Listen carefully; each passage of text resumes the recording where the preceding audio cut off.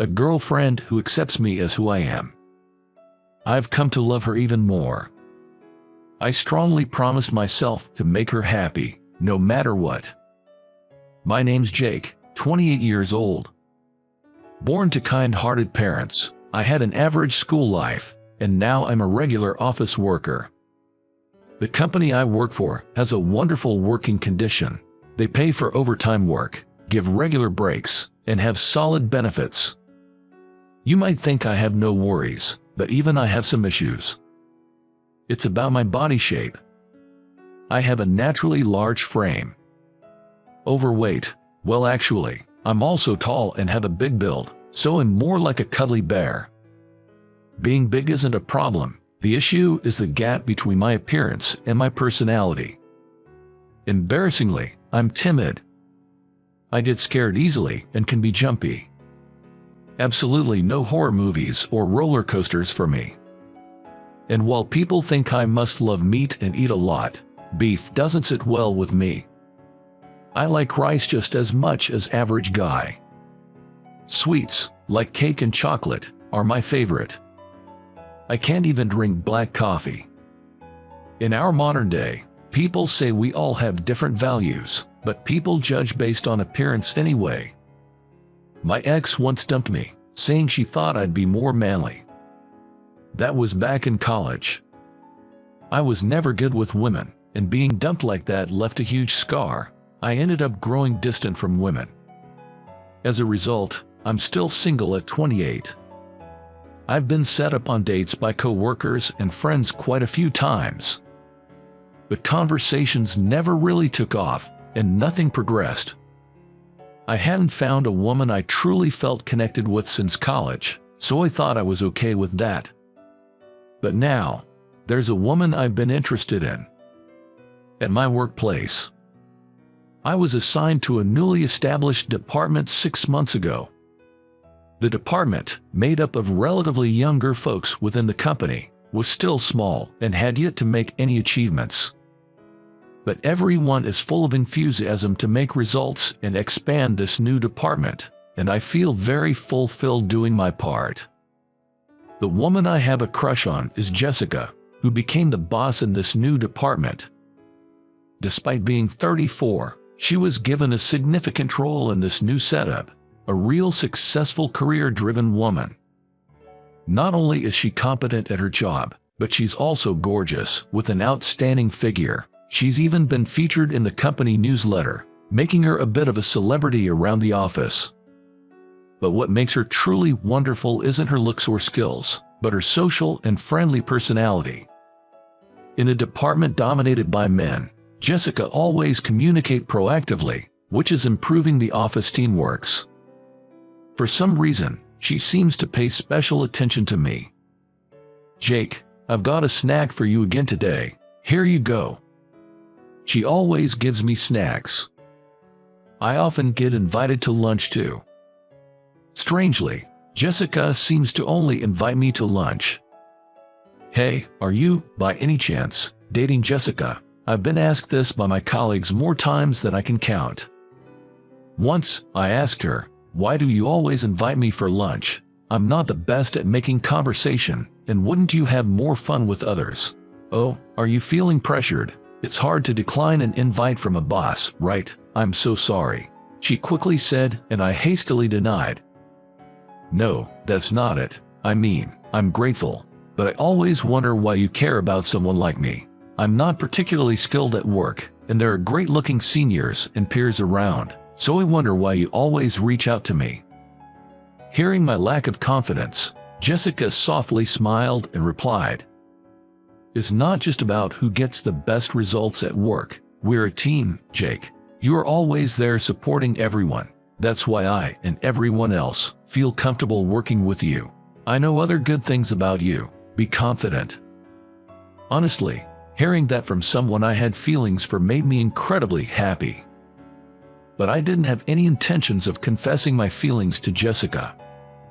To me, she seemed like someone who was out of my league. Maybe she cares about me because the needy ones are the cutest, or something like that. Just being around her Seeing her and talking to her was enough to satisfy me. That's what I thought. However, soon there was an event that changed my perspective. One time, I had to go on a business trip out of state with Jessica. The overnight trip, which we were taking by train, was initially planned for Jessica and another senior colleague. But the day before, that colleague fell sick. There was talk of Jessica going alone, but last minute, they decided to let me accompany her for experience. Being my first business trip in the new department, and especially with Jessica, I was pretty nervous. Perhaps noticing my anxiety, Jessica tried to ease my tension by striking up a conversation on the train, and even gave me some time to relax when I looked tired. I was reminded again how considerate and kind she is. That day, I planned to stay in a hotel, while Jessica was planning to stay at her parents' house. Turns out the business location was near Jessica's hometown, so she had taken off from work the next day. By the way, anticipating the fatigue from the trip, I had also been granted leave for the following day. So, our plan was to head back leisurely on an afternoon train. However, after finishing our work, something unexpected happened. While walking close to my hotel, Jessica suddenly sat down. Apparently, she suffers from anemia sometimes. As she sat, she looked pale and said she felt dizzy. I thought of taking her to a hospital, but after she took her meds, Jessica assured me I'll be okay soon, and insisted we didn't need to go. I'll take a taxi to my parents' house from here, Jake. You can head back to the hotel. It's okay, she said, but I was too worried to let her go alone. I got into the taxi with her, deciding to drop her off at her parents' house. I was supposed to head back right after that, or at least that was the plan. But the moment we arrived at Jessica's parents' house, everything changed. I held Jessica's bags and supported her as we stood at the front door of her family's home. When I rang the doorbell of the two-story American-style house, two younger men, who looked strikingly similar to each other, came out. Both of them shouted in unison, "Mom, Jessica brought a guy home." Before I could even react, I heard the hustle and bustle from inside, and several people, both men and women, rushed out. "Oh my, Jessica, when did you get a boyfriend? Why didn't you tell us? We're not prepared at all. Sister-in-law's boyfriend is a big guy, huh?" While I was in shock, Jessica, having a headache, whispered, "No, he's not." She tried to explain, but then three kids, Jack, Leo, and Sam, came running to the door. "Auntie, you're so late. Let's play. Come on. Draw something for us. Draw." Clearly, the kids weren't interested in our story. Feeling overwhelmed by everyone talking at once, an older man, about my size, came from the back and let out a sigh. "Everyone, please calm down. At least let them in." With this atmosphere, I couldn't say, "I'll just head out now," so I was warmly welcomed and ended up stepping inside Jessica's family home. Feeling unwell, Jessica decided to rest upstairs, and I was invited into their huge living room. That was where I was introduced to everyone. And boy, that introduction was just something else.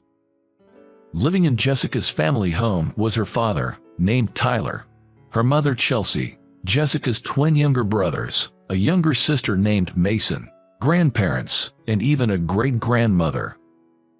Adding to that, because Jessica had returned home after a long time, her older brother, Kevin, and his wife Lena, their three kids, and a close family friend, who seemed to be the boyfriend of another sister, had also came over for dinner. So, on this day, there was a total of 14 people at Jessica's house. Growing up as an only child, I was used to a quiet and calm household. Well, this was also because both my parents and I were not very talkative. And thus, the atmosphere at Jessica's house was so overwhelming for me. Not only was there a big family, but each one talked nonstop, like a machine gun firing away. Moreover, everyone would just start talking, regardless of whether someone else was already speaking. I felt like I had to be some kind of superhuman to keep up with them all. For my part, I was desperately trying to explain, I'm not her boyfriend. I'm just a coworker. You don't have to be shy about it. How long have you two been dating? Was the kind of thing they kept asking, not listening to a word I said. I felt hopeless. However, they weren't bad people.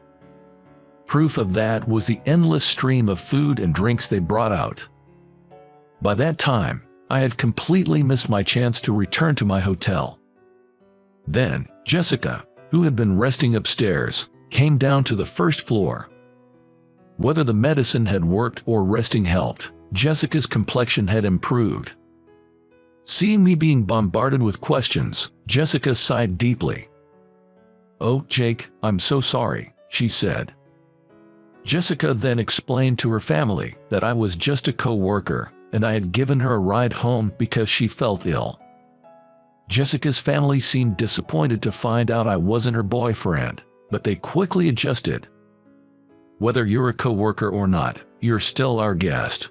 Is there anything you don't like to eat? You're staying over, right?" "Well, I was thinking of staying at a hotel, and there's no worry for my dinner. I can grab something at a convenience store or something," I replied. But the adults insisted on having a drink and chat, and the kids kept asking me to stay, saying, "You have to stay over." Feeling pressured, I finally called the hotel to cancel my reservation. Jessica leaned over and whispered apologetically in my ear, "I'm really sorry. Are you okay with this?" Even though Jessica said that, the truth was, I was starting to enjoy this place. While having some drinks and food, I'd really warmed up to everyone. I'm not great at talking with women, but the men in this house were quite chatty and made it fun to converse. And while I might be a bit shy, I've always loved lively atmospheres. Being an only child, I've always dreamed of big families. Everyone here is pretty assertive, but they're also hilarious, and Jessica's mom makes some delicious food. Plus, Jessica's twin brothers, Brandon and Kyle, are 26, close to my age, so we got along. No, it's my first time in such a lively setting, but I'm starting to have fun. I'm the one who should apologize, staying over at my boss's family home like this. No, I'm glad you're here. My family's a bit loud, but if you're enjoying yourself, then it's worth it. I couldn't help but think that perhaps Jessica's considerate personality came from this family background. As the night went on and more drinks were poured, Brandon and Kyle brought out an old photo album of Jessica's childhood. Looking through it, I wondered how unexpected this whole situation was. Going on a business trip with my attractive boss to her hometown and ending up coming close with her family. Even though it was an unexpected event, seeing how pleased Jessica seemed with me bonding with her family made me glad that I came here. Lost in these thoughts, Tyler, who had been in the bathroom, returned. "How far have you guys gotten?" To which Brandon responded, "We just talked about when Jessica finished elementary school." A tipsy Tyler, along with Brandon and Kyle, have been telling me various stories from Jessica's childhood. "Oh right. Mind if I continue? You're not bored, are you?" To be honest, I suspected the stories from the older guys were a bit exaggerated, but they were darn entertaining. I'm all ears. I was eager to hear more.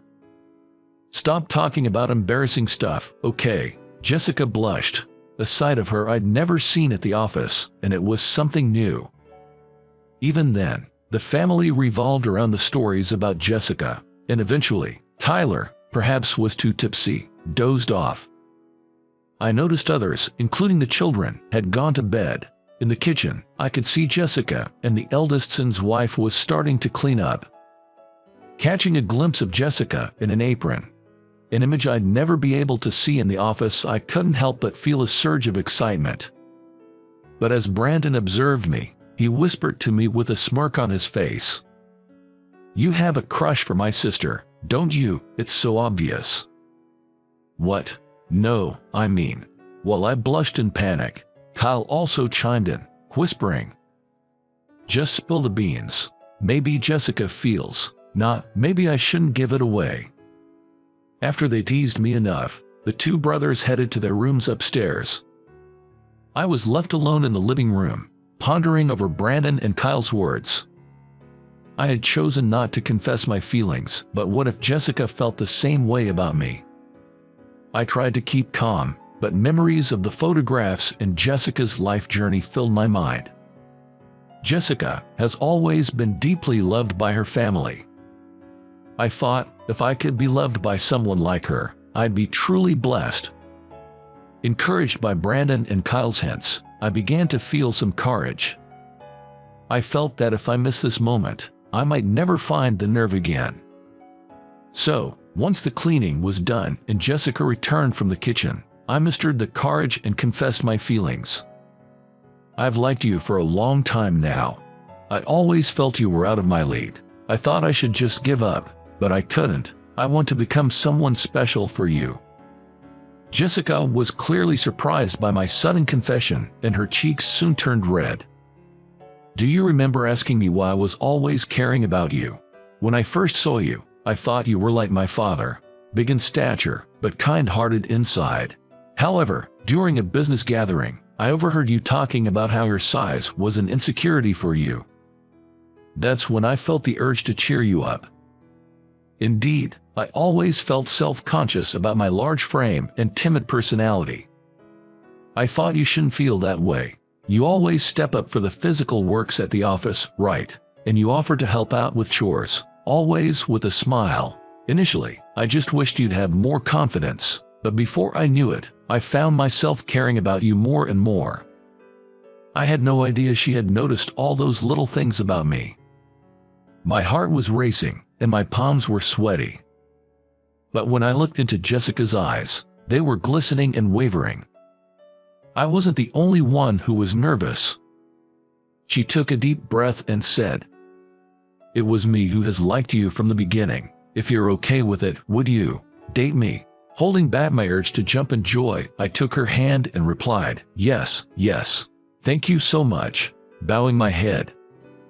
But remembering how sweaty my hands were, I tried to pull away, yet Jessica held on tightly, making it impossible to let go.